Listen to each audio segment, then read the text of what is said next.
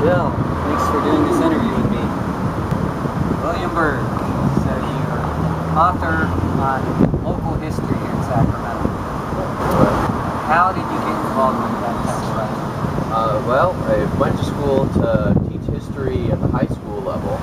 Graduated during the last recession. There weren't any jobs as a historian, and I discovered I liked working with mentally ill adults better than teenagers. So I got sidelined into the mental health field for 15 years and became involved in the local music scene. That's actually why I moved to Sacramento, to be part of the punk scene. Okay. And I had already written zines and articles for other people's zines on music.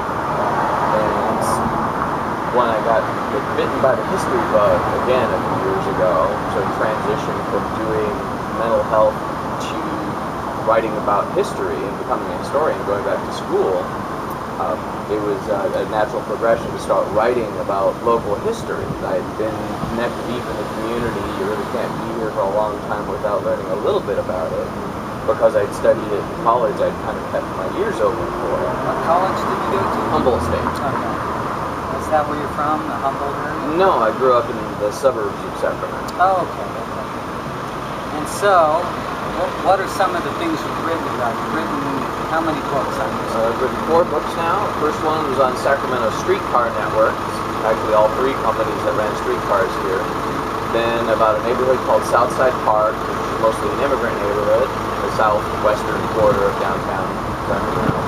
And then a book called Then and Now Sacramento, which compared historic photos to how they look in the present day, at least in 2008. I think I saw that in Tower Books once.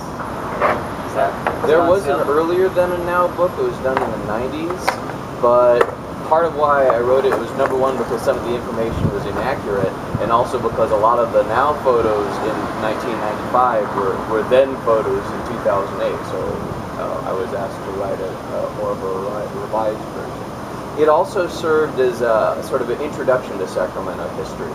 There's not a whole lot of text in a book like that, but you can capture just sort of the basics as something to start from. And then the latest book is called Sacramento's K Street, which is an urban history of downtown Sacramento and its connected neighborhoods. Is it mostly about the K Street Mall or beyond that? It's K Street from the river to the Alhambra Theater. Okay.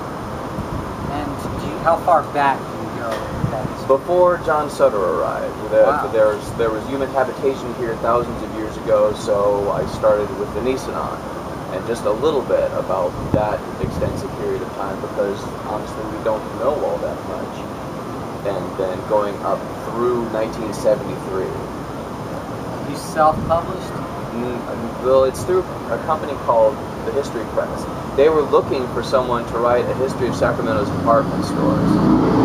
But I felt that it wouldn't be enough to just talk about department stores in downtown Sacramento. You're not telling the whole story of our business district, which K Street immediately sets off images in people's minds if you've lived in Sacramento any length of time. And so I gave them a proposal and said, why not write a book on K Street?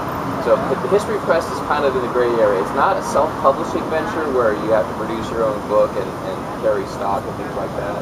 They need to be pitched the book and it needs to work for them.